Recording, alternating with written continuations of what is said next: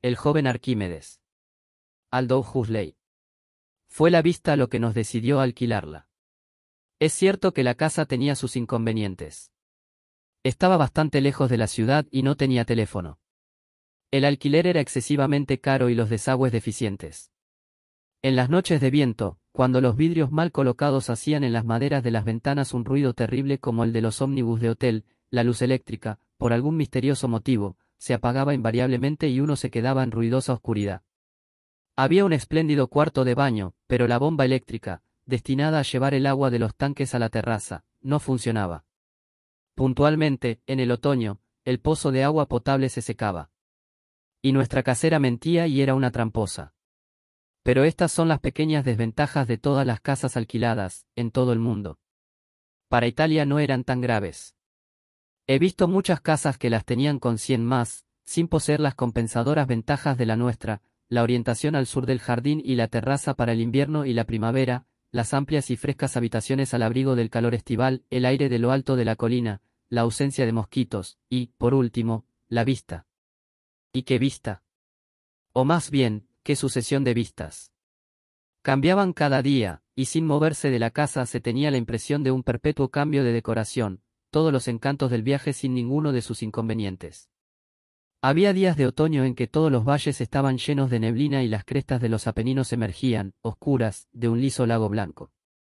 Había días en que esa niebla invadía nuestras alturas y en que estábamos envueltos en un blando vapor en donde los olivos color de bruma, que bajaban, ante nuestras ventanas, hacia el valle, desaparecían, fundidos, se diría, en su propia esencia, y las dos únicas cosas firmes y definidas del pequeño mundo vago en que estábamos confinados eran los dos altos cipreses negros que se elevaban sobre una pequeña terraza en saliente a unos 100 pies cuesta abajo. Se levantaban negros, agudos y sólidos, gemelas columnas de Hércules en el confín del mundo conocido, y más allá solo había nubes pálidas y alrededor nebulosos olivares. Eso era los días de invierno, pero había días de primavera y otoño, días invariablemente sin nubes o, más deliciosos todavía, variados por las enormes masas de vapor flotante que, nevadas sobre las lejanas cimas tocadas de nieve, desenvolvían gradualmente contra el brillante cielo azul pálido, enormes gestos heroicos. Y en lo alto del cielo, las colgaduras hinchadas de aire, los cisnes, los mármoles aéreos, desbaratados e inacabados por dioses hartos de creación casi antes de formarlos, vagaban adormecidos, a impulsos del aire, cambiando de forma con el movimiento. Y el sol aparecía y desaparecía detrás de ellos, y tan pronto la ciudad, allá en el valle, se esfumaba y casi desaparecía en la sombra, y semejante a una inmensa joya cincelada entre las colinas resplandecía con brillo propio. Y mirando a través del más cercano valle tributario que descendía bajo nuestra cuesta serpenteando hacia el Amo, y por sobre el lomo oscuro del monte en cuyo extremo promontorio se elevaban las torres de la iglesia de San Miniato, se veía el enorme domo aéreo, suspendido en su armazón de albañilería, el cuadrado campanil, la aguda flecha de Santa Croce, y la torre endoselada de la Signoria, levantándose encima del intrincado laberinto de casas, diversas y brillantes, como pequeños tesoros, esculpidos en piedras preciosas. Solo un instante, pues pronto su brillo se esfumaba otra vez, y el destello viajero no llegaba, entre las lejanas colinas azul índigo, más que a adorar una única cima. Había días en que el aire estaba mojado de lluvia pasada o próxima, y en que todas las distancias parecían acortarse milagrosamente claras. Los olivos se destacaban uno a uno en las distantes laderas, las aldeas lejanas eran deliciosas y patéticas como pequeños y exquisitos juguetes. Había días de verano, días de tormenta amenazante, en que, luminosas y soleadas sobre un fondo de masas hinchadas negras y púrpuras, las colinas y las casas blancas brillaban como con un fulgor efímero, con un muriente fulgor, al borde de una horrible catástrofe. ¿Cómo cambiaban las colinas? Cada día y cada hora del día casi, eran distintas. Había momentos en que mirando por sobre la planicie de Florencia no se veía más que una silueta azul oscuro contra el cielo. El cuadro no tenía hondura, era solo un cortinaje suspendido, sobre el que estaban pintados sin relieve los símbolos de las montañas. Y luego, casi de golpe con el pasar de una nube, o cuando el sol había declinado a un cierto nivel del firmamento, la escena plana se transformaba, y donde antes había solo una cortina pintada, ahora había filas y filas de montes, en tonos y tonos desde el pardo, o gris, o verde oro hasta el lejano azul. Formas que hasta ese momento estaban fundidas indistintamente en una sola masa, ahora se descomponían en sus elementos. Fiesala, que había sido solo un soporte del monte Marello, ahora se revelaba como la cabeza saliente de otro sistema de montes, separado del baluarte más próximo, de sus vecinos mayores, por un profundo valle sombrío. Al mediodía, en los ardores del verano, el paisaje se hacía oscuro, polvoriento, vago y casi descolorido bajo el sol de mediodía, los montes desaparecían entre las franjas temblorosas de cielo. Pero, al avanzar la tarde, surgía de nuevo el paisaje, perdía su anonimía, salía de la nada volviendo a la forma y a la vida. Y esa vida, a medida que el sol declinaba lentamente en la larga tarde, se hacía más suntuosa, más intensa momento por momento. La luz horizontal, con su acompañamiento de sombras alargadas y oscuras, desnudaba, por decirlo así, la anatomía del terreno, los montes, cada escarpadura occidental brillante y cada pendiente opuesta al sol hundida en sombra, se volvían macizos, proyectándose en sólido relieve. Aparecían, en el suelo liso en apariencia, hoyuelos y pequeños pliegues. Al este de nuestra cresta, borrando la planicie de Lerna, un gran pico lanzaba su sombra, que se agrandaba sin cesar, entre el brillo vecino del valle una ciudad entera yacía eclipsada. Y al expirar el sol en el horizonte, mientras las colinas más distantes se enrojecían con su luz ardiente hasta que sus flancos iluminados tenían el color de rosas tostadas, los valles se colmaban con la bruma azul de la tarde. Y esa bruma subía y subía, el fuego se apagaba en los vidrios de las laderas habitadas, solo las cimas ardían todavía, pero todas también se apagaban por fin. Las montañas al palidecer se entremezclaban y se fundían en una pintura plana de montañas contra el cielo pálido de la tarde. Un poco más y era de noche, y si la luna estaba llena, un fantasma de la escena muerta revivía en los ámbitos. Cambiante en su belleza, el vasto paisaje conservaba siempre una cualidad humana y doméstica que lo hacía, al menos a mi modo de ver, el mejor de los paisajes para convivir. Día por día uno recorría sus diversas bellezas, pero el viaje, como el gran viaje por Europa de nuestros antepasados, era siempre un viaje en la civilización. Pues con todas sus montañas, sus declives a pico y sus hondos valles, el paisaje toscano está dominado por sus habitantes. Han cultivado hasta el más pequeño pedazo de suelo posible, sus casas profusamente esparcidas hasta en los declives se unen a los valles populosos. Solitario en la cima de un monte, no se está, sin embargo, en un desierto. Las huellas del hombre cubren el suelo y ya, lo descubrimos con alegría al abarcarlo en una mirada, por siglos, por miles de años ha sido suyo, sumiso, domado y humanizado. Las vastas landas desiertas, las arenas, los bosques de árboles innumerables, son lugares para visitas ocasionales, saludables al espíritu que se somete por un tiempo no muy largo. Pero influencias demoníacas y también divinas pueblan esas completas soledades. La vida vegetativa de plantas y cosas es extraña y hostil al hombre. Los hombres no pueden vivir tranquilos sino donde han dominado lo que los rodea y donde sus existencias acumuladas son más numerosas e importantes que la de las próximas vidas vegetales. Despojado de sus bosques oscuros, plantado, dispuesto en terrazas y cultivado casi hasta la cima de sus montes, el paisaje toscano es seguro y humanizado. Los que a veces lo habitamos somos presa del deseo de un lugar solitario, inhumano, sin vida, o poblado solo de vida extraña. Pero ese deseo se satisface pronto, y uno se alegra de volver al sumiso paisaje civilizado. Yo consideré esta casa en lo alto el sitio ideal para vivir. Porque ahí, seguro en medio de un paisaje humanizado, se está solo sin embargo, se puede estar tan solitario como uno quiera. Vecinos cercanos que uno no ve nunca son los vecinos ideales. Nuestros vecinos más próximos físicamente, vivían muy cerca. Teníamos 2 series de ellos, en realidad, casi en la misma casa, con nosotros. Una era la familia campesina que habitaba un largo edificio bajo, medio casa-habitación, medio caballerizas, galpones y establo de vacas, agregados a la quinta. Nuestros otros vecinos intermitentes, porque no se aventuraban a dejar la ciudad sino de tarde en tarde, cuando el tiempo era perfecto, eran los propietarios de la villa, que se habían reservado la pequeña ala de la enorme casa en forma de L, unas 12 habitaciones apenas, dejándonos las 18 o 20 restantes. Era una curiosa pareja la de nuestros caseros. Un viejo marido, encanecido, distraído, tembleque, de unos 70 años, y una señora de unos 40, baja, regordeta, con manos y pies diminutos y un par de enormes ojos muy negros, que manejaba con la destreza de una comediante de nacimiento. Su vitalidad, si hubiera sido posible encauzarla y hacerla realizar trabajo útil, habría suplido de luz eléctrica a toda una ciudad.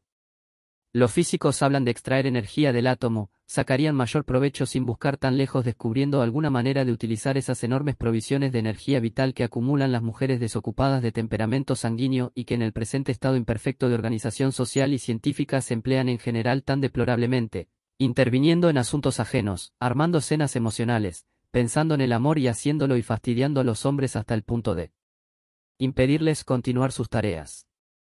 La señora Baandi se desembarazaba de su energía superflua, entre otras cosas, envolviendo a sus inquilinos.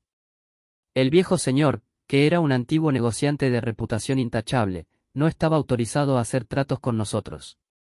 Cuando vinimos a visitar la casa, fue la señora quien nos la enseñó. Fue ella la que con gran despliegue de encanto, con irresistible revoloteo de ojos, se explayó en los méritos del lugar, cantó loas a la bomba eléctrica, glorificó el cuarto de baño. En vista de él, el alquiler era, insistió, verdaderamente bajo, y cuando sugerimos llamar un perito para examinar la casa, nos rogó encarecidamente, como si nuestro bienestar fuera su sola preocupación, no gastar tan superfluamente nuestro dinero en una cosa innecesaria. Después de todo, dijo, somos personas honradas. Yo no soñaría en alquilarles la casa si no estuviera en perfecta condición. Tengan confianza. Y me miró con una expresión apenada y suplicante en sus magníficos ojos, como pidiéndome que no la insultara con mi grosera desconfianza. Y sin dejarnos tiempo a llevar más lejos lo de los peritos, empezó a asegurarnos que nuestro hijito era el ángel más hermoso que había visto. Al terminar la entrevista con la señora Baandi, estábamos completamente decididos a tomar la casa.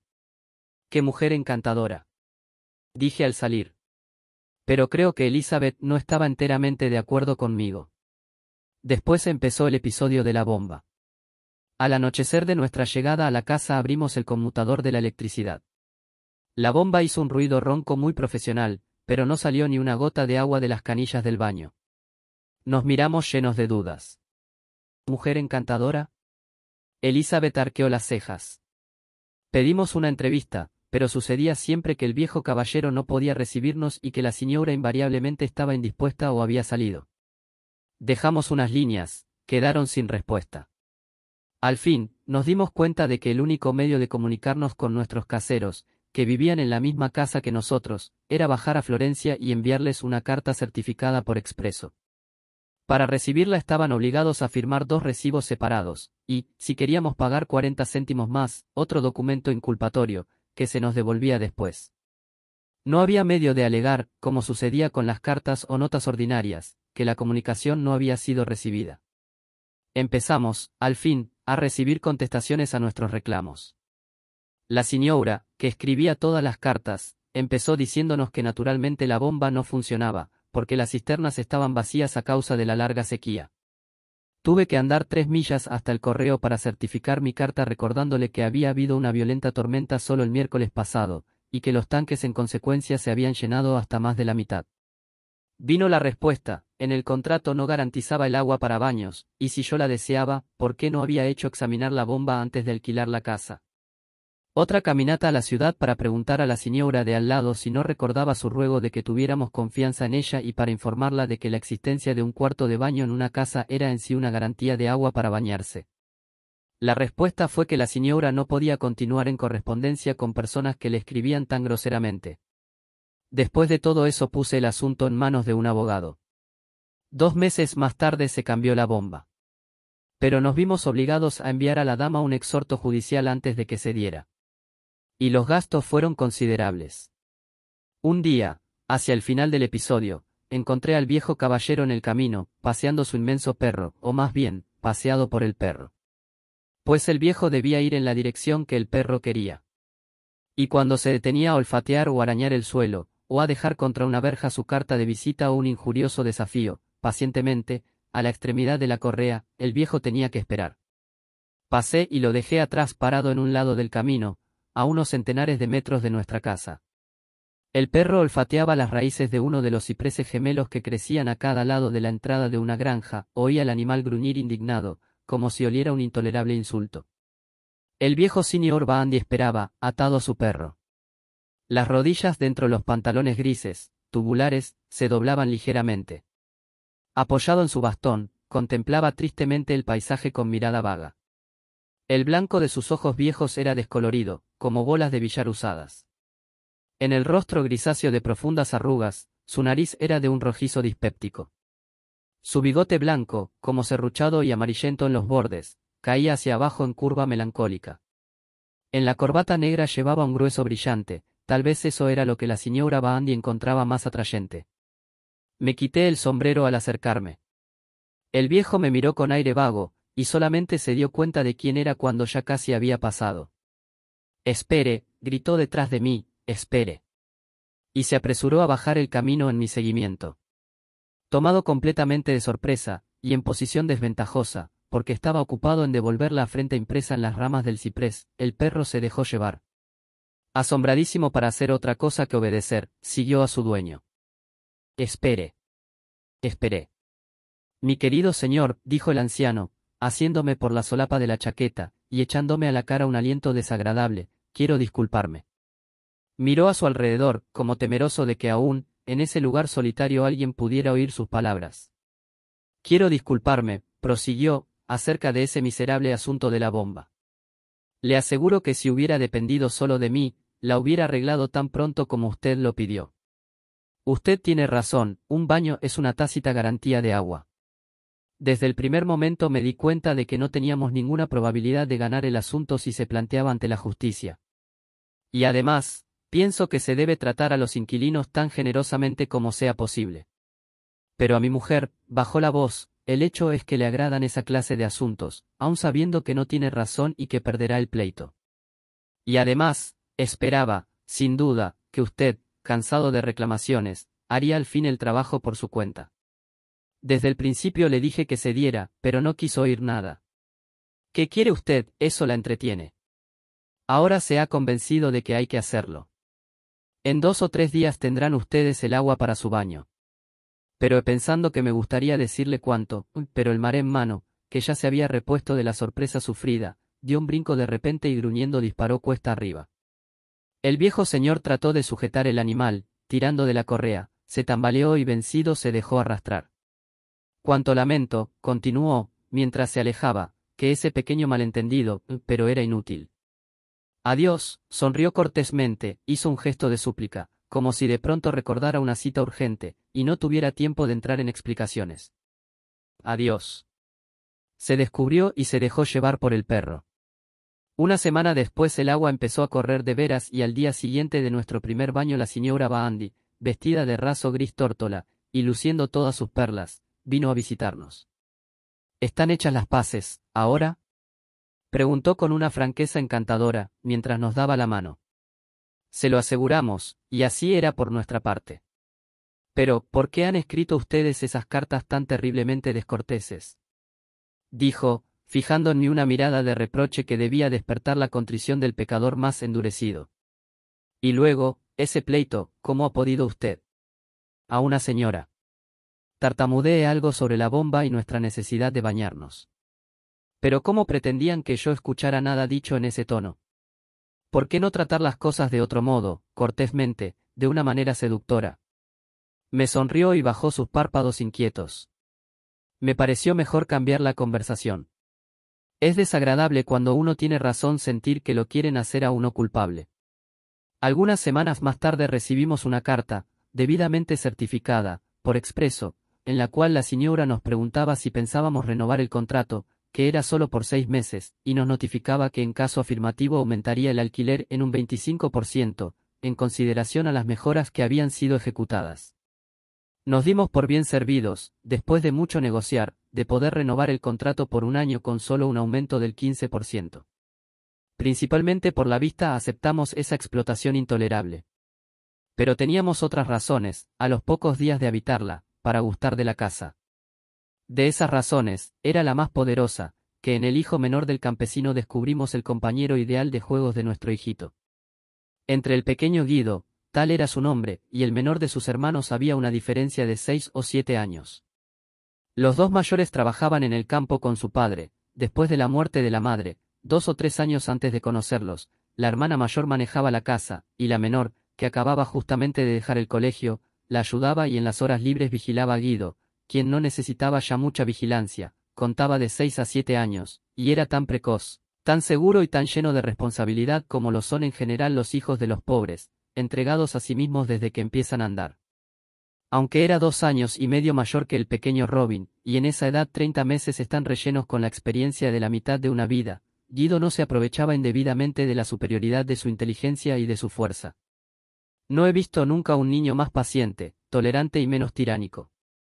Nunca se reía de Robin y de sus torpes esfuerzos para imitarle en sus prodigiosas hazañas, no fastidiaba ni atemorizaba a su compañerito, más bien lo ayudaba cuando lo veía en apuros y le explicaba aquello que no podía entender.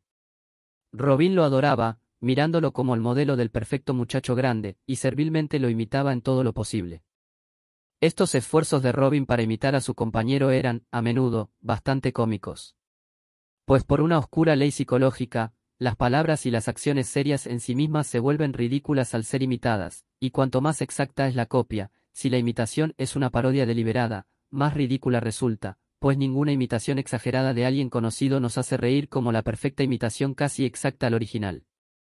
La mala imitación no es risible sino cuando es una muestra de sincera y seria adulación que no cuaja enteramente. Las imitaciones de Robin eran de esta clase, en su mayoría. Sus heroicos y desgraciados esfuerzos para ejecutar las proezas fuertes y hábiles que Guido llevaba a cabo fácilmente eran de una exquisita comicidad. Y sus largas y prolijas imitaciones del modo de ser y de las maneras de Guido no eran menos divertidas. Las más risibles, porque estaban hechas seriamente y de modo inesperado por parte del imitador, eran las tentativas de Robin de imitar un Guido pensativo. Este era un niño reflexivo sujeto a súbitas abstracciones. Uno lo encontraba, a veces, solo en un rincón, la barbilla en la mano, el codo en la rodilla, sumergido, al parecer, en profunda meditación. Y a veces, aún en medio de su juego se detenía de pronto y se quedaba de pie con las manos detrás, el entrecejo fruncido y mirando al suelo. Cuando esto sucedía, Robin se asustaba y se ponía inquieto. Con asombrado silencio, miraba a su compañero. Guido, le solía decir suavemente, Guido. Pero Guido generalmente estaba demasiado preocupado para contestarle, y Robin, no atreviéndose a insistir, se deslizaba a su lado, y tomando como podía la actitud de Guido, parado napoleónicamente, con las manos cruzadas a la espalda, o sentado en la postura del Lorenzo el Magnífico de Miguel Ángel, trataba él también de meditar. Cada 2 segundos volvía sus vivos ojos azules hacia el niño mayor para ver si su actitud era correcta. Pero al minuto empezaba a impacientarse, la meditación no era su fuerte. Guido, volvía a llamar, más alto, Guido. Y lo tomaba de la mano tratando de arrastrarlo. A veces Guido sacudía su ensueño y volvía al juego interrumpido. A veces no prestaba atención. Melancólico, perplejo, Robin se veía obligado a ir a jugar solo y Guido continuaba inmóvil sentado de pie, y sus ojos, si uno los miraba bien, eran bellos en su grave y pensativa calma. Eran grandes ojos muy separados, y, cosa extraña en un niño italiano de cabellos oscuros, de un pálido y luminoso azul grisáceo. No siempre eran graves y quietos, como en los momentos pensativos. Cuando jugaba o charlaba o reía, se iluminaban y la superficie de esos lagos claros y pálidos de meditación, parecía en cierto modo agitada con olas brillantes de sol. Sobre esos ojos se levantaba una frente amplia y alta, de una curva que era como la curva sutil de un pétalo de rosa. La nariz era recta, la barba pequeña y algo puntiaguda, la boca de comisuras caídas, un poco triste. Tengo una instantánea de los 2 niños sentados juntos en el parapeto de la terraza. Guido está casi de frente, pero mirando de lado y hacia abajo, sus manos cruzadas sobre los muslos y su expresión, su actitud son graves, meditativas. Es el Guido abstraído en uno de esos trances en que solía caer, aún en plena risa y juegos, de manera absoluta e inesperada, como si de pronto se le hubiera metido en la cabeza irse y hubiera dejado el hermoso cuerpo silencioso abandonado, como una casa vacía, esperando su vuelta. Y a su lado está sentado el pequeño Robin, tratando de mirarlo, con el rostro un poco desviado de la máquina, pero delatando su risa la curva de la mejilla, una de sus monacitas levantada está tomada en el momento de un ademán, la otra hace la manga de Guido, como si le incitara a jugar con él, y las piernas colgando del parapeto están fijadas por la mirada indecisa del aparato en mi impaciente ajetreo, en el momento de dejarse caer al suelo y escaparse para jugar al escondite en el jardín. Todas las características principales de ambos niños están en la pequeña instantánea. Si Robin no fuera Robin, solía decir Elizabeth, casi desearía que fuera Guido. Y aún entonces, cuando yo no tenía particular interés en el niño, era de su parecer. Guido me parecía uno de los niños más interesantes que había visto. No éramos los únicos en admirarlo. La señora Baandi, que en los intervalos de curiosidad que había entre nuestras querellas venía a visitarnos, hablaba de él constantemente. Un niño tan hermoso, decía con entusiasmo. Es una lástima que sea hijo de campesinos que no pueden vestirlo bien.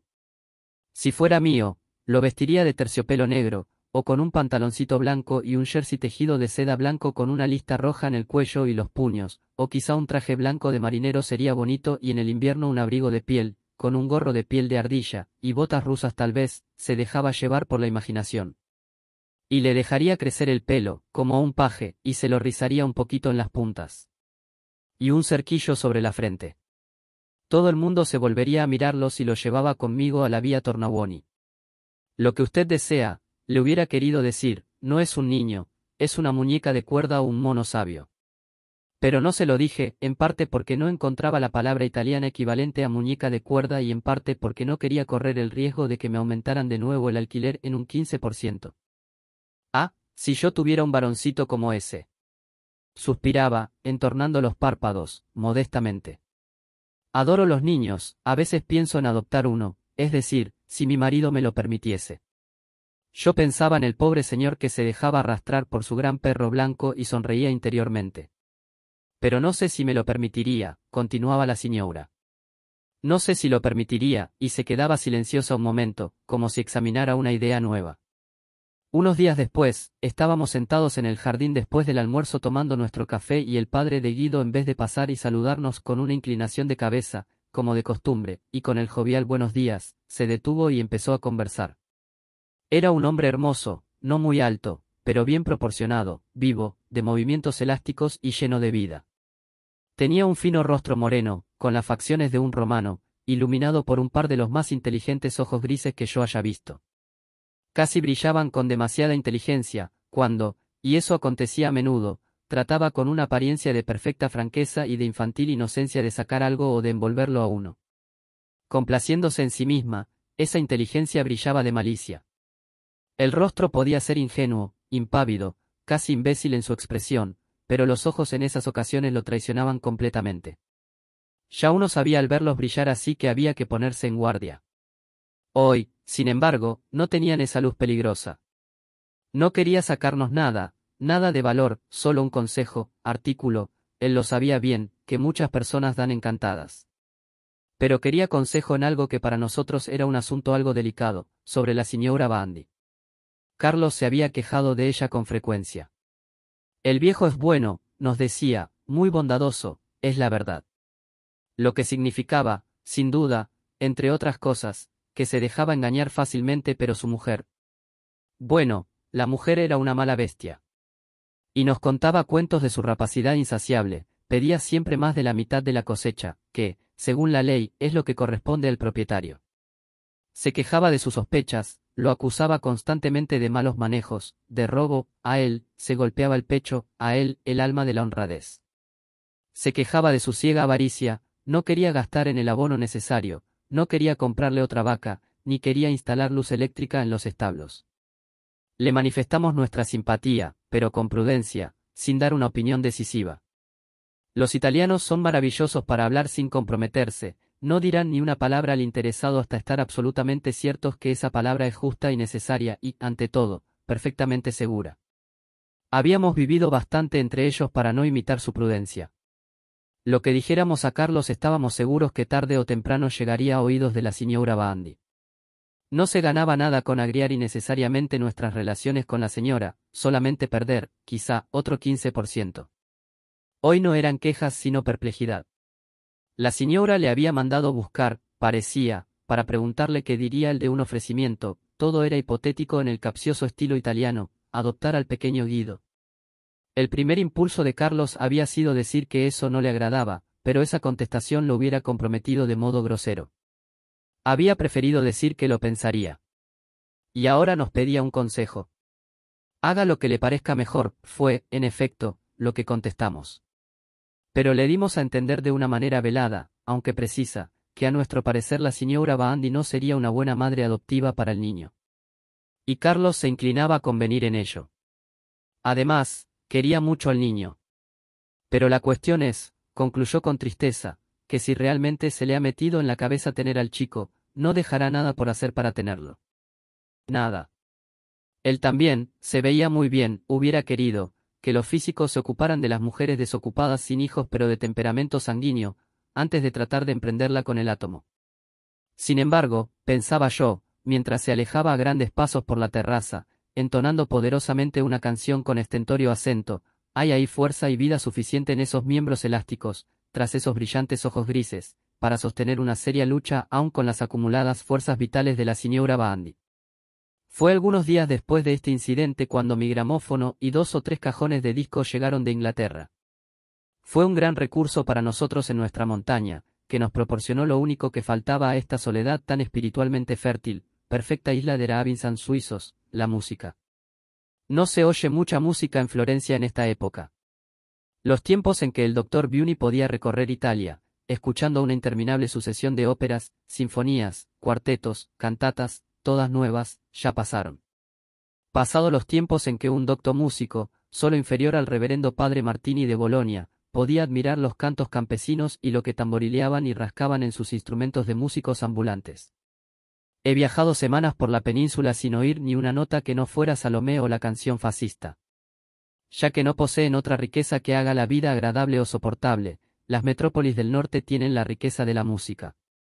Es, tal vez, el único atractivo que puede hallar un hombre razonable para habitar en ellas.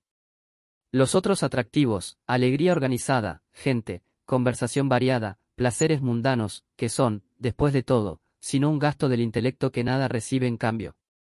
Y luego el frío, la oscuridad, la suciedad, la humedad, la inmundicia.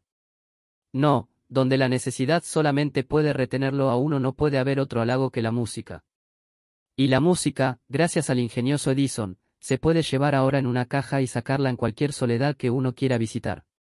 Se puede vivir en Benin, o en Anitan, o en Tozeur en el Sáhara, y oír cuartetos de Mozart, o selecciones del clave bien temperado, o la quinta sinfonía, el quinteto con clarinete de Brahms y los motetes de Palestrina. Carlos, que había bajado a la estación con su carro y su mula a buscar el cajón, estaba interesadísimo en el aparato. Oiremos música otra vez, decía, mirándome desembalar el gramófono y los discos. Es difícil hacerla uno mismo.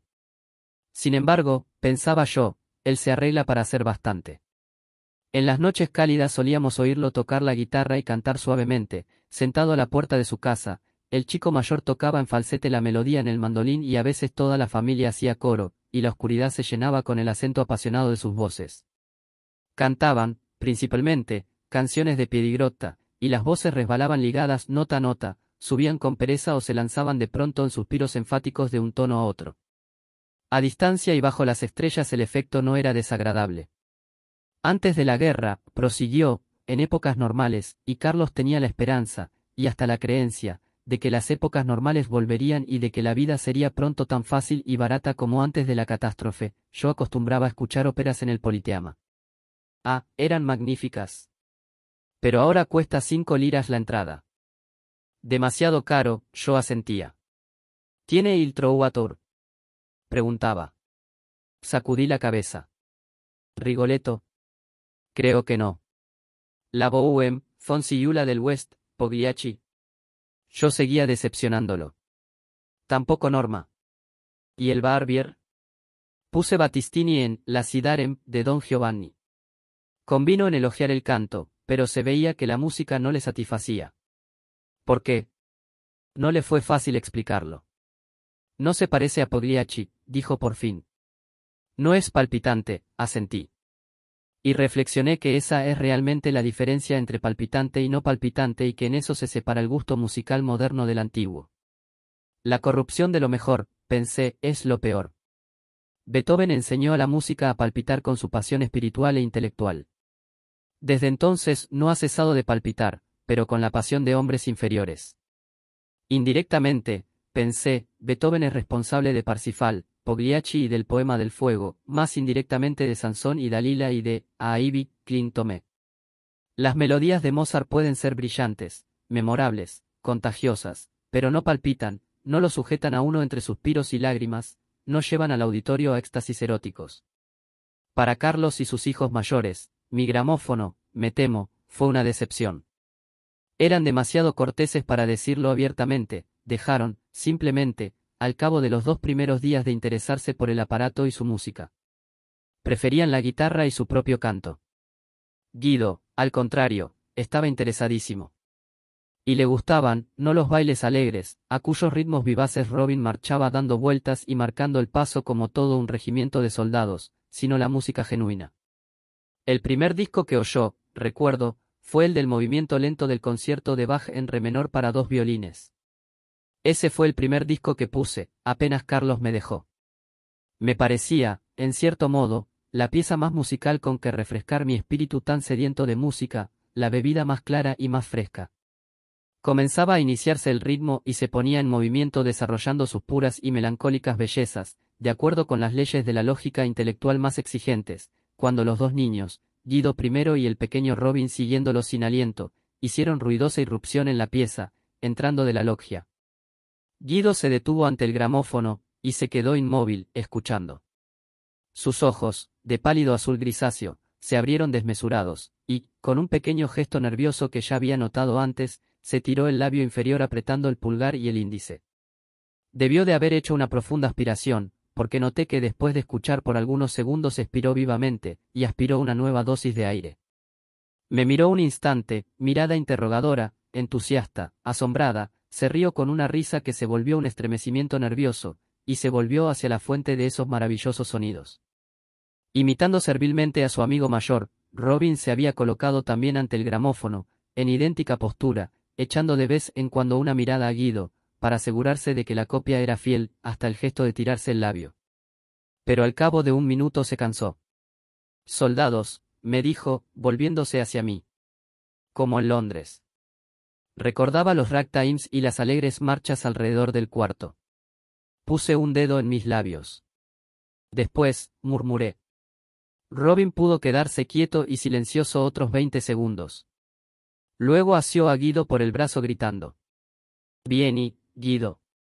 Soldados, soldati. Vieni giocare soldati». Por primera vez vi a Guido impacientarse. «Vai», dijo con enojo pegando a Robin en la mano y empujándolo con rudeza. Y se aproximó más al aparato como para resarcirse escuchando más intensamente de lo que había perdido con la interrupción. Robin lo miró atónito. Nunca había pasado nada semejante. Luego rompió a llorar y vino a mí en busca de consuelo. Cuando la querella se apaciguó, y Guido, sinceramente arrepentido, volvió a ser tan bueno como sabía serlo, cuando la música se detuvo y su espíritu ya libre pudo pensar en Robin, le pregunté qué pensaba de la música. Me dijo que era hermosa. Pero bello en italiano es una palabra vaga, que se dice con demasiada frecuencia para que signifique algo. ¿Qué te ha gustado más?, insistí. Porque parecía haber gozado tanto que yo tenía curiosidad de saber qué era lo que realmente prefería. Quedó silencioso un momento, con el ceño fruncido, pensando. Bueno, dijo al fin, me gusta la parte que era así. Y tarareó una larga frase. Y también otras cosas que cantaban al mismo tiempo, se interrumpió, que cantaban así, que eran. Se llaman violines, le dije. Violines. Bajó la cabeza. Bueno. El otro violín hacía así. Volvió a tararear. ¿Por qué uno no los puede cantar al mismo tiempo? ¿Y qué hay en la caja? ¿Por qué hace ese ruido? Las preguntas se sucedían en sus labios. Le contesté lo mejor que pude, mostrándole las espirales grabadas en el disco, la púa, el diafragma. Le hice recordar cómo vibra la cuerda de la guitarra al ser apretada. El sonido es un sacudimiento del aire, le dije, y traté de explicarle cómo esos sacudimientos se imprimen en el disco negro. Guido me escuchaba gravemente, asintiendo con la cabeza de vez en cuando. Tuve la impresión que había comprendido perfectamente lo que le decía. A todo esto, el pobre Robin estaba tan tremendamente aburrido, que me dio lástima, y mandé a los dos a jugar al jardín. Guido se fue, obedeciendo, pero me di cuenta que hubiera preferido quedarse dentro oyendo música. Un poco después, al mirar afuera, estaba escondido en lo más sombrío, bajo el gran laurel, rugiendo como un león, y Robin riéndose un poco nervioso, como si temiera que el horrible ruido pudiera ser, después de todo, el rugido de un verdadero león. Blandía un palo, con el que buscaba entre el matorral, gritando, «Sal, sal de ahí. Quiero tirar y atraparte». Después del almuerzo, cuando Robin subió a dormir su siesta, apareció Guido. «¿Puedo ahora escuchar la música?», preguntó. Y por una hora se sentó frente al aparato, con la cabeza inclinada de lado, escuchando mientras yo ponía un disco tras otro. Desde entonces vino todas las tardes. Pronto conoció toda mi colección de discos, tenía sus preferencias y sus antipatías y podía pedir lo que deseaba oír tarareando el tema principal. «Ese no me gusta», decía del Till Eulenspiegel, de Strauss. «Se parece a lo que cantamos en casa. No es exactamente igual, ¿verdad? Pero se parece bastante. ¿Comprende?». Nos miraba con un aire perplejo y lleno de ansiedad como pidiéndonos que lo comprendiéramos y librarse así de nuevas explicaciones. Asentimos. Guido prosiguió, y, además, decía, el final no parece salir, como es debido, del principio. No es como el que oí la primera vez. Tarareó 1 o 2 compases del movimiento lento del concierto en re menor de Bach. No es, repliqué, como cuando se dice, a todos los niños les gusta jugar. Guido es un niño. Entonces a Guido le gusta jugar. Frunció el ceño. Sí, quizás sea eso, dijo al fin. El primero que usted puso es más bien eso. Pero, añadió con un celo extraordinario de la verdad, a mí no me gusta tanto jugar como a Robin. Wagner era una de sus antipatías, también Debussy. Cuando puse el disco de uno de los Arabesques, me dijo. ¿Por qué repite y repite la misma cosa? Debía decir algo nuevo, o seguir, o hacer algo grande. No encuentra algo distinto. Pero su crítica fue severa con el Après-midi de un Faun. Las cosas tienen hermosas voces, dijo. Mozart le encantaba. El dúo de Don Juan, que su padre encontró poco palpitante, encantaba a Guido.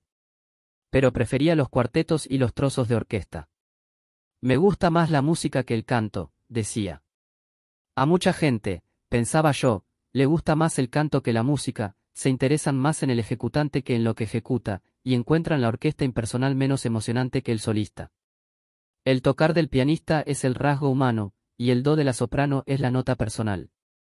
Es por el interés de este rasgo y de esta nota por lo que el auditorio colma las salas de concierto. Guido, sin embargo, prefería la música. Es verdad que también le gustaban las Sidarem y, de Bien y Alla Finesta, pensaba que Cheso Ave y Sefireto era tan encantador que todos los conciertos debían empezar con él. Pero prefería lo otro. Una de sus favoritas era la obertura de Fígaro. Hay un pasaje casi al principio, en que los primeros violines se elevan a lo más alto de su encanto, cuando la música llegaba a ese punto, sorprendía una sonrisa que se acentuaba y brillaba en el rostro de Guido, aplaudía y se reía de placer en alta voz. En el otro lado del disco estaba grabada la obertura de Egmont, de Beethoven. Casi le gustaba más que la de Fígaro. Tiene más voces, explicaba. Me encantó lo sagaz de la crítica, porque es precisamente la riqueza de orquestación lo que hace a Egmont superior a las bodas de Fígaro. Pero lo que le conmovía más que nada era la obertura de Coriolano. El tercer movimiento de la quinta sinfonía, el segundo de la séptima, el lento del concertó Emperador, rivalizaban con Coriolano, pero nada lo excitaba tanto. Un día me lo hizo repetir 3 o 4 veces seguidas, luego lo puso a un lado.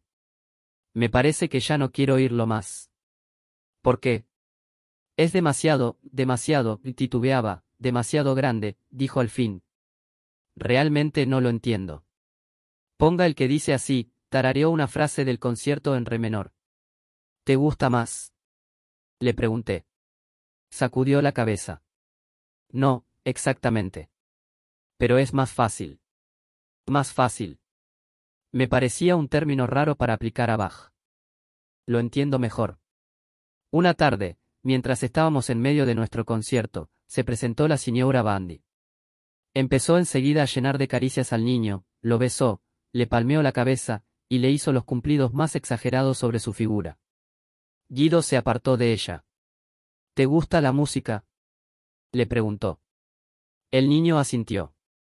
Creo que tiene mucha disposición, dije, de todos modos tiene un oído maravilloso y un don para escuchar y analizar que nunca había visto en un niño de esa edad. Desearíamos alquilar un piano para que aprendiera.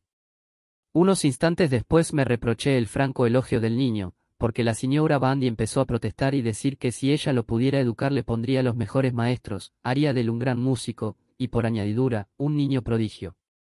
Estoy seguro, que ya se veía, sentada maternalmente, vestida de raso negro y adornada de perlas, próxima al gran Steinway, mientras el angélico Guido vestido como el pequeño Lord Fauntleroy tocaba listo Chopin, haciendo las delicias de un apretado auditorio. Ella veía los ramos y demás complicados tributos florales, oía los aplausos y las pocas palabras bien elegidas con que los maestros, conmovidos hasta el llanto, saludaban la revelación del pequeño genio. Era, para ella, más importante que nunca la conquista del niño. Cuando se fue la señora Bandy, Elizabeth observó: la has puesto terriblemente ávida. Será mejor decirle, la próxima vez que venga, que te has equivocado y que el muchacho no tiene el talento musical que pensabas. El piano llegó a su debido tiempo. Después de dar a Guido un mínimo de conocimientos preliminares, le permití tocar. Empezó sacando en el piano las melodías que había oído, reconstruyendo la armonía en que están basadas. Después de algunas lecciones, comprendió los rudimentos de la música y pudo leer a primera vista, aunque lentamente, un pasaje sencillo.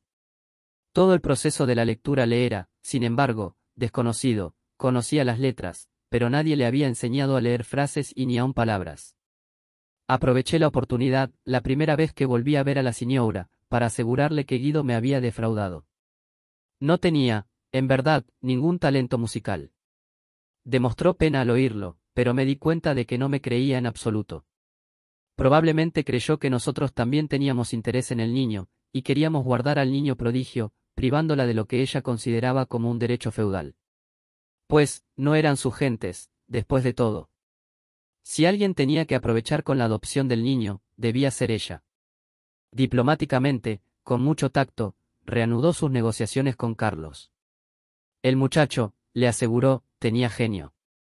Se lo había dicho el caballero extranjero, y era una clase de persona que sabía de esas cosas. Si Carlos le permitía adoptar el niño, ella lo haría estudiar. Sería un gran músico y lo contratarían en la Argentina y los Estados Unidos, en París y en Londres. Ganaría millones y millones como Caruso, por ejemplo. Le explicó que parte de esos millones serían para él. Pero antes de enriquecerse el niño tenía que estudiar. El estudio era costoso. En su propio interés y en el de su hijo, debía dejarla hacerse cargo del niño. Carlos le contestó que lo pensaría y volvió a pedirnos consejo. Le sugerimos que en todo caso le convenía esperar un poco y ver si el muchacho adelantaba. Hacía grandes progresos, a pesar de mis afirmaciones a la señora Bandy. Todas las tardes, mientras Robin dormía, venía a su concierto y a su lección, sus deditos adquirían fuerza y agilidad. Pero lo que más me interesaba era que empezaba a componer piececitas. Algunas las escribí al oírselas y aún las conservo. La mayoría, cosa rara, me parecía entonces, eran clásicas. Tenía pasión por lo clásico. Cuando le expliqué los principios de esa forma, quedó encantado. Es hermoso, decía admirado. Hermoso, hermoso, y tan fácil. Quedé sorprendido. No son los cánones tan manifiestamente sencillos. Desde entonces pasaba la mayor parte del tiempo componiendo cánones para su propio entretenimiento. Eran a menudo notablemente ingeniosos. Pero en la composición de otra clase de música no se mostró tan fecundo como yo esperaba. Compuso y armonizó uno o dos aires solemnes como himnos, con algunas piezas más ligeras del tipo de marchas militares. Como composiciones de una criatura eran extraordinarias, todos solemos ser genios hasta los 10 años. Pero yo había esperado que Guido seguiría siendo genio a los 40, en cuyo caso lo que era extraordinario para un niño normal no era bastante extraordinario para él. No es un Mozart, conveníamos, volviendo a tocar sus piezas. Yo sentía, lo confieso, casi un resentimiento. No valía la pena preocuparse por algo menos importante que un Mozart. No era un Mozart, no, pero era alguien, y debía llegar a descubrirlo, casi tan extraordinario. Hice este descubrimiento una mañana, al principio del verano. Estaba trabajando, sentado a la sombra tibia de nuestro balcón que mira al norte. Guido y Robin jugaban abajo en el jardincito. Absorbido en mi trabajo, supongo, solo me di cuenta del poco ruido que hacían los niños, después de un prolongado silencio. No se sentían ni gritos ni corridas, solo una tranquila conversación. Sabiendo por experiencia que cuando los niños están quietos es porque se ocupan en algo prohibido, me levanté y miré por sobre la balaustrada lo que hacían. Esperaba verlos chapoteando agua, o encendiendo un fuego o cubriéndose de alquitrán. Pero lo que vi fue a Guido que, con un palo tiznado, demostraba sobre las piedras lisas de la vereda que el cuadrado construido sobre la hipotenusa de un triángulo rectángulo es igual a la suma de los cuadrados construidos sobre los dos otros lados. Arrodillado en el suelo, dibujaba con la punta de su palo quemado sobre el piso. Y Robin, arrodillado, por imitación a su lado, empezaba, se veía, a impacientarse un poco con ese juego tan tranquilo. Guido, le dijo. Pero Guido no hizo caso. Frunciendo el ceño, pensativo, continuó su diagrama. Guido. El más pequeño de los dos se inclinó y encogió el cuello para poder mirar de abajo arriba el rostro de Guido. ¿Por qué no dibujas un tren? Después, dijo Guido. Pero quiero, primero, mostrarte esto. Es tan hermoso. Agregó con tono engañador. Pero yo quiero un tren, insistió Robin. Enseguida. Espera un momento. El tono era casi suplicante. En un minuto Guido concluyó sus diagramas. Ya está. Dijo triunfalmente, levantándose para mirarlos. Ahora te voy a explicar. Y empezó a demostrar el teorema de Pitágoras, no como Euclides, sino por el método más sencillo y satisfactorio que según todas las probabilidades empleó el mismo Pitágoras. Había dibujado un cuadrado que había seccionado, con un par de perpendiculares cruzadas, en dos cuadrados y dos rectángulos iguales. Dividió los dos rectángulos iguales por sus diagonales en 4 triángulos rectángulos iguales. Los dos cuadrados resultan estar construidos sobre los lados del ángulo recto de esos triángulos. Eso era, el primer dibujo. En el siguiente, tomó los 4 triángulos rectángulos en los cuales estaban divididos los rectángulos y los dispuso alrededor del cuadrado primitivo, de manera que sus ángulos rectos llenaran los ángulos de las esquinas del cuadrado, las hipotenusas en el interior y el lado mayor y menor de los triángulos como continuación de los lados del cuadrado, siendo iguales, cada uno, a la suma de esos lados. De este modo, el cuadrado primitivo está seccionado en 4 triángulos rectos iguales y un cuadrado construido sobre su hipotenusa. Los 4 triángulos son iguales a los 2 rectángulos de la primera división. Resulta que el cuadrado construido sobre la hipotenusa es igual a la suma de 2 cuadrados, los cuadrados de los dos catetos, en los cuales, con los rectángulos, fue dividido el primer cuadrado. En un lenguaje muy poco técnico, pero claramente y con implacable lógica, Guido expuso su demostración. Robin escuchaba, con aire de total incomprensión en su rostro vivo y cubierto de pecas. Treno, repetía de vez en cuando. Treno, hazme un tren. Enseguida, imploraba Guido. Espera un momento. Pero mira esto, por favor. Quería engatusarlo y conquistarlo. Es tan hermoso, y tan fácil. Tan fácil. El teorema de Pitágoras parecía explicar las predilecciones musicales de Guido. No era un pequeño Mozart el que habíamos protegido, era un pequeño Arquímedes, que como la mayoría de sus congéneres, tenía también una inclinación por la música. Treno, treno. Gritaba Robin, inquietándose más y más a medida que proseguía la explicación.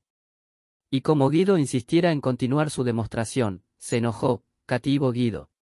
Gritaba, y empezó a darle puñetazos. Bueno, dijo Guido resignado. Te voy a hacer un tren, y con su palo quemado se puso a garabatear las piedras. Yo seguí mirando en silencio. No era un tren muy notable.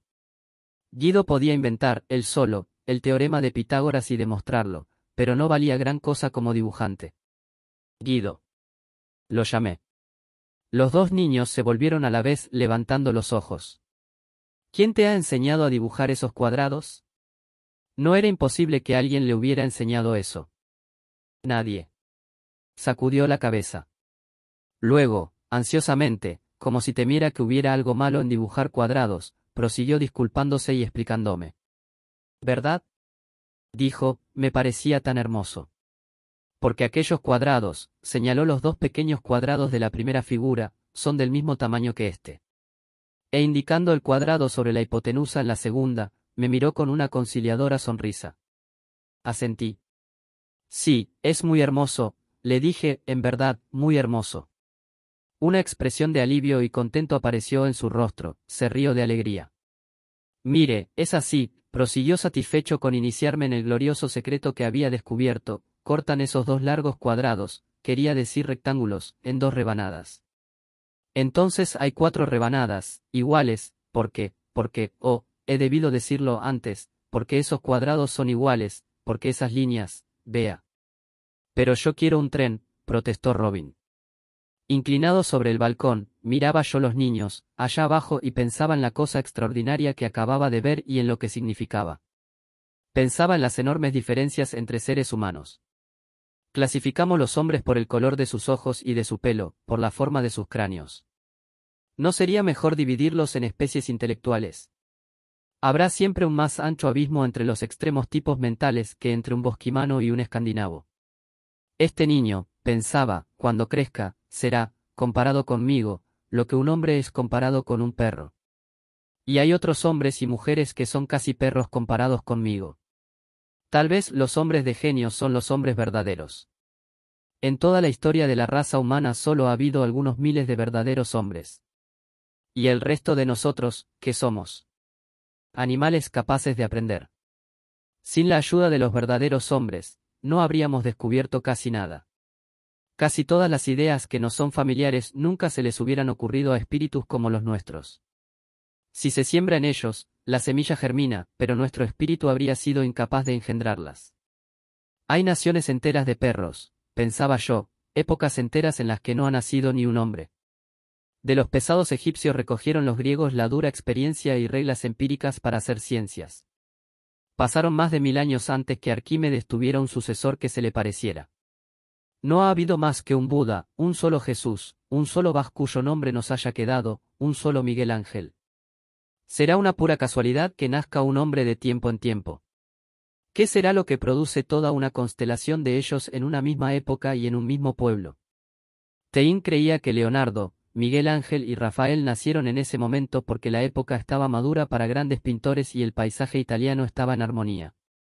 En boca de un francés racionalista del siglo XIX, resulta esta doctrina extrañamente mística, no por eso tal vez menos cierta. Pero ¿cómo explicar los que nacen fuera de su tiempo? Blake, por ejemplo. ¿Cómo explicarlos? Este niño, pensaba yo, ha tenido la suerte de nacer en una época en la que podrá emplear útilmente sus capacidades. Encontrará a mano los métodos analíticos más perfeccionados, tendrá detrás de sí una prodigiosa experiencia. Supongamos que hubiera nacido en la época de los monumentos megalíticos, hubiera podido consagrar toda su vida a descubrir los rudimentos, a adivinar vagamente lo que ahora podría probar, quizá. Nacido en la época de la conquista normanda, hubiera tenido que luchar con todas las dificultades preliminares creadas por un simbolismo inadecuado, le hubiera tomado años, por ejemplo, aprender el arte de dividir mxx 2 por mxx. En 5 años, ahora, aprenderá lo que han necesitado generaciones de hombres para descubrir. Y yo pensaba en la suerte de todos los hombres que nacieron tan lamentablemente a destiempo, sin poder llevar a término nada o muy poco de algún valor. Si Beethoven hubiera nacido en Grecia, pensaba, hubiera tenido que contentarse con tocar sencillas melodías en la flauta o la lira, en ese clima intelectual le hubiera sido casi imposible imaginar la naturaleza de la armonía. Habiendo dibujado trenes, los niños, en el jardín habían pasado al juego de los ferrocarriles. Daban vueltas trotando, con las mejillas infladas y alargando la boca como querubín que simboliza el viento. Robin hacía puff puff y Guido lo sujetaba por la blusa, arrastrando los pies detrás de él y silbando. Corrían, se volvían atrás, paraban en estaciones imaginarias, se encarrilaban por desvíos, franqueaban con estrépito los puentes, se metían ruidosamente en los túneles, y tenían sus choques y descarrilamientos. El joven Arquímedes parecía tan feliz como el pequeño bárbaro de cabellos rubios. Unos minutos antes se había ocupado del teorema de Pitágoras. Ahora, silbando infatigablemente, corriendo por rieles imaginarios, se sentía feliz de retroceder y avanzar sobre los canteros, entre los pilares de la loggia, dentro y fuera de los negros túneles del laurel. El hecho de que uno vaya a ser un Arquímedes no impide ser entretanto un niño animado. Yo pensaba en ese raro talento diferente y separado del resto de la mente, independiente casi de la experiencia. El niño prodigio típico es músico o matemático, los otros talentos maduran lentamente bajo la influencia de la experiencia emocional y crecen. Hasta los 30 años Balzac no dio pruebas sino de ineptitud, pero a los 4 el joven Mozart ya era músico, y algunos de los mejores trabajos de Pascal fueron realizados antes de los 20 años. En las semanas siguientes, yo alternaba las lecciones de piano con lecciones de matemáticas. Eran más que lecciones sugestiones, indicación de métodos, dejando al niño desarrollar sus ideas. Así le hice conocer el álgebra, haciéndole una nueva demostración del teorema de Pitágoras.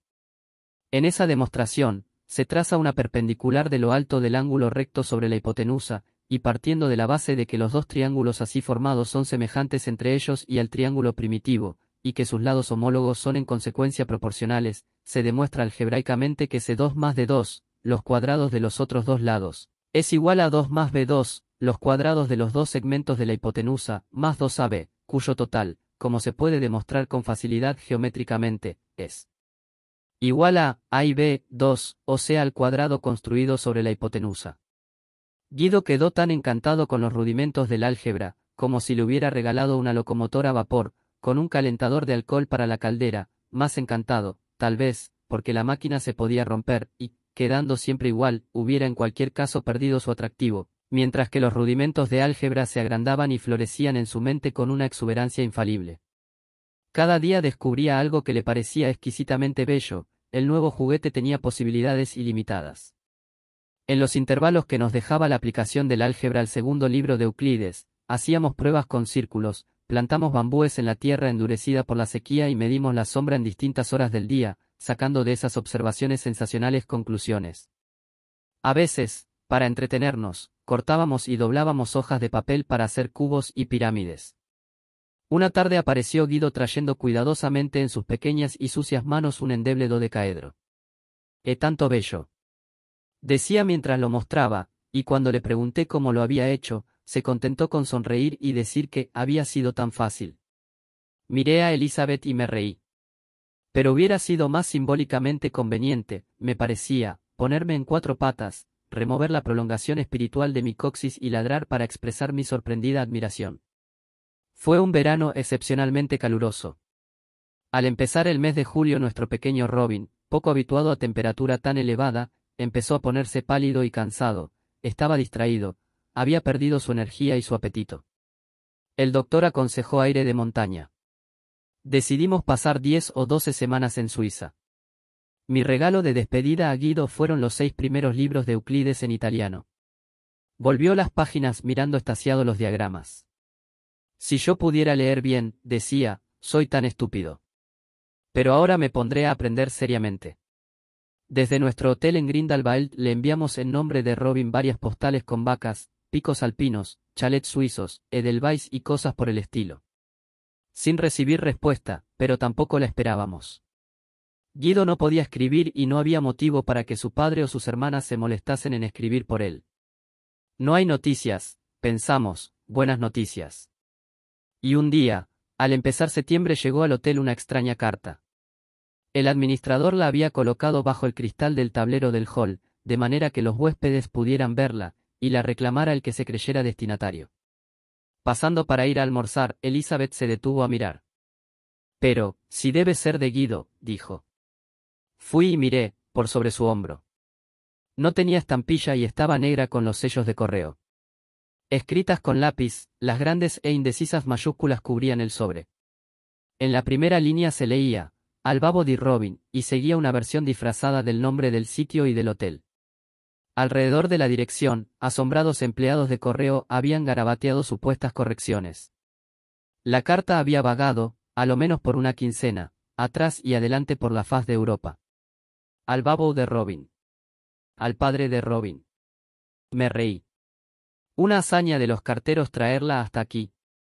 Me fui a la administración, probé la justicia que tenía para reclamar la carta, habiendo pagado los 50 céntimos de multa por la falta de franqueo, abrieron la caja y me la entregaron. Fuimos a almorzar. La letra es magnífica, convinimos, riendo, mientras examinábamos de cerca la dirección. Gracias a Euclides, agregué. Esto resulta de engolfarse en la pasión dominante. Pero cuando abrí el sobre y vi el contenido, dejé de reír. La carta era breve y casi telegráfica en su estilo.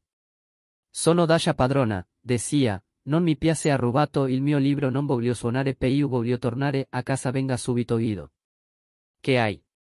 alcancé la carta a Elizabeth. Esa maldita mujer se ha apoderado de él, dije. Bustos de hombres con sombreros de anchas alas, ángeles anegados en lágrimas de mármol apagando antorchas, estatuas de niñitas, querubines, figuras veladas, alegorías e implacables realismos, los ídolos más extraños atrayendo las miradas y gesticulando mientras pasábamos. Trazadas indeleblemente en hierro e incrustadas en la roca viva, aparecen, bajo vidrio, las oscuras fotografías entre las cruces, los túmulos de piedra y las más humildes columnas tronchadas. Señoras difuntas, vestidas a la moda de hace 30 años, 2 conos de raso negro juntando los vértices en la cintura, y los brazos, una esfera hasta el codo, y más abajo un pulido cilindro, sonríen tristemente en sus marcos de mármol, las caras sonrientes, las manos blancas, son los únicos rastros humanos reconocibles que emergen de la sólida geometría de sus trajes. Hombres de bigotes negros, hombres de barba blanca, jóvenes rasurados, miran o vuelven la mirada para mostrar su perfil romano.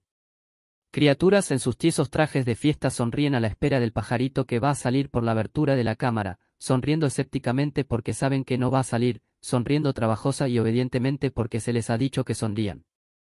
En casitas góticas de mármol los ricos difuntos reposan privadamente, a través de puertas enrejadas se echa una mirada sobre pálidas inconsolables que lloran. Genios desesperados guardan el secreto de la tumba. Las clases menos prósperas de la mayoría duermen en comunidad, abrigadas bajo losas lisas de mármol, y cada una cubre una tumba individual. Estos cementerios continentales, pensaba, mientras Carlos y yo seguíamos nuestro camino entre los muertos, son más horrendos que los nuestros, porque esta gente se ocupan más de sus muertos que nosotros. Este culto primordial del cadáver, esa tierna solicitud por su bienestar, que conducía a los antiguos a abrigar sus muertos bajo piedras, mientras ellos vivían entre muros de mimbre y bajo techos de paja, persiste aquí todavía, persiste, yo pensaba, con más vigor que entre nosotros. Hay aquí 100 estatuas gesticulantes para una sola en un cementerio inglés. Hay más panteones de familia, están más, lujosamente dispuestos, como se dice de los barcos y de los hoteles, que los que pueden encontrarse entre nosotros. Y hay fotografías incrustadas en cada lápida para recordar a los despojos pulverizados que reposan allá abajo qué forma deberán tomar el día del juicio final, al lado de cada una cuelgan lamparitas que deben arder con optimismo el día de difuntos. Están más cerca que nosotros, pensé, del hombre que construyó las pirámides. Si hubiera sabido. Repetía Carlos, si lo hubiera sabido. Su voz me llegaba lejana a través de mis pensamientos. Entonces nada le importaba. ¿Cómo podía adivinar que tomaría, luego, la cosa tan a pecho? Y ella me ha engañado, me ha mentido. Le aseguré una vez que él no tenía culpa. Sin embargo, la tenía en parte. En parte, también era la mía, hubiera debido pensar en esa posibilidad y haberla previsto de un modo u otro. Y él no debió dejar partir al niño, aunque fuera provisionalmente o a prueba, aunque la mujer lo hubiera presionado. Y la presión había sido considerable.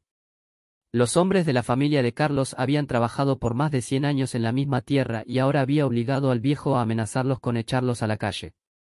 Sería horrible verse obligados a partir, y además no se encontraría fácilmente dónde ir. Se le dio a entender, claramente, que si permitía a la señora adoptar el niño, podría quedarse. Por un poco de tiempo al principio, para ver si el niño se hallaba bien. Nunca lo obligarían a quedarse contra su voluntad.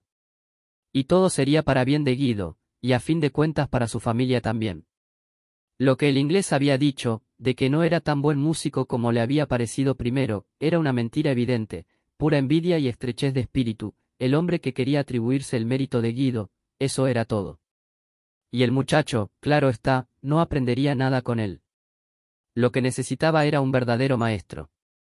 Toda la energía que, si los físicos supieran su obligación, habría puesto dínamos en movimiento, se puso en campaña. Empezó, intensivamente, apenas dejamos la casa. Pensó, sin duda, la señora que tendría más éxito en ausencia nuestra.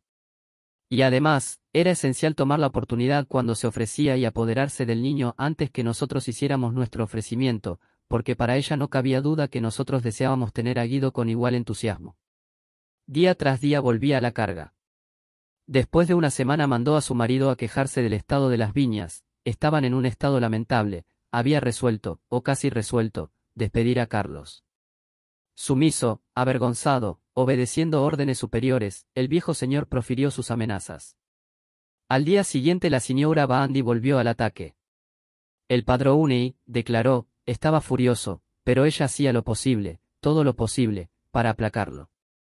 Y después de una pausa significativa se puso a hablar de Guido. Al fin Carlos cedió. La mujer era demasiado persistente y tenía muchos triunfos en la mano. El chico podía ir y estar con ella 1 o 2 meses a prueba. Si deseaba seriamente quedarse con la señora, entonces podría adoptarlo en forma. Aceptando la idea de ir a una playa, la señora Bandy le dijo que irían a una playa. Guido se puso loco de contento. Le había oído algo del mar a Robin. Tanta agua. Le parecía de tan bueno casi imposible. Y ahora él iría a ver esa maravilla. Y muy contento dejó a los suyos. Pero cuando se acabaron las vacaciones junto al mar y la señora Bandy regresó a su casa de la ciudad, empezó a sentir nostalgia. La señora, en verdad, lo trataba con gran bondad, le compraba trajes nuevos, lo llevaba a tomar té en la vía Tornabuoni y lo llenaba de pastas, helados de fresa, crema de chantilly y chocolates. Pero le hacía estudiar el piano más de lo que Guido quería, y, lo que era peor, le quitó su Euclides, con el pretexto que le hacía perder tiempo. Y cuando dijo que quería volver a su casa, lo entretuvo con promesas y excusas y mentiras manifiestas. Le dijo que lo llevaría la semana siguiente, si era bueno y estudiaba bastante el piano mientras tanto, la semana próxima. Y cuando llegó el momento, que su padre no quería que volviera. Y la señora redoblaba sus mimos, le hacía costosos regalos y lo llenaba de comidas indigestas. Inútil. A Guido no le gustaba su nueva vida, no quería hacer escalas, suspiraba por su libro, y deseaba ardientemente volver junto a sus hermanos. La señora Bandy, mientras tanto, confiaba en que el tiempo y los chocolates harían que el niño se apegara a ella, y para tener la familia a distancia, escribía a Carlos cada 2 o 3 días cartas fechadas en la playa, se tomaba el trabajo de enviarlas a una amiga, que las expedía a Florencia, en las cuales hacía un cuadro encantador de la felicidad de Guido. Fue entonces cuando Guido me escribió su carta. Abandonado, supuso, por su familia, porque el hecho de que no vinieran a verlo estando tan cerca probaba esa hipótesis, debió ver en mí su única y última esperanza. Y la carta, con su fantástica dirección, había tardado una quincena en llegar. Una quincena debió parecerle 100 años, y, sucediéndose los siglos gradualmente, sin duda, el pobrecito se convenció de que yo también lo había abandonado. Ya no había esperanza. Aquí es, dijo Carlos. Alcé los ojos y me encontré ante un enorme monumento. En una especie de gruta cavada en los flancos de un monolito de piedra gris, el amor sagrado, en bronce, abrazaba una urna funeraria. Y con letras de bronce incrustadas en la piedra, se leía una larga leyenda exponiendo cómo el inconsolable Ernesto Bandy había levantado ese monumento a la memoria de su amada esposa Annunziata como testimonio de eterno amor al ser arrancado prematuramente de su lado y al que esperaba reunirse pronto bajo esa losa. Su primera esposa falleció en 1912. Pensé en el viejo atado a la correa de su perro blanco, siempre debió ser un marido extremadamente apegado a su mujer. Ahí lo han enterrado. Nos quedamos largo rato en silencio. Sentí llenarse de lágrimas mis ojos al pensar en el pobre niño que yacía bajo tierra. Pensaba en aquellos graves y luminosos ojos, y en la curva de su hermosa frente, en la caída de la boca melancólica, en la expresión radiante del rostro cuando aprendía algo nuevo, o cuando oía la música que le gustaba. Y esa hermosa criatura había muerto, y el espíritu que habitaba esa forma, ese espíritu extraordinario, también había muerto antes de empezar a vivir. Y la pena que debió preceder al último acto, la desesperación del niño, la convicción de su completo abandono, eran cosas terribles, terribles. Ahora será mejor irnos, dije al fin, y toqué al brazo de Carlos. Estaba ahí, como un ciego, los ojos cerrados, el rostro un poco levantado hacia el cielo, de entre los párpados cerrados brotaban lágrimas, que por un instante quedaban suspendidas y rodaban luego por sus mejillas. Le temblaban los labios y se adivinaba que hacía un esfuerzo para no moverlos. Vamos. Repetí. El rostro, que en la pena había estado inmóvil, se convulsionó de pronto, abrió los ojos, que a través de las lágrimas brillaban con violenta cólera. La mataré, dijo, la mataré. Cuando pienso que se ha tirado al vacío, por la ventana. Bajando las 2 manos que levantaba sobre su cabeza, hizo un gesto violento, las detuvo con bruscas sacudidas sobre el pecho. Y luego, estremecido, estalló, es tan culpable como si lo hubiera empujado ella misma. La mataré.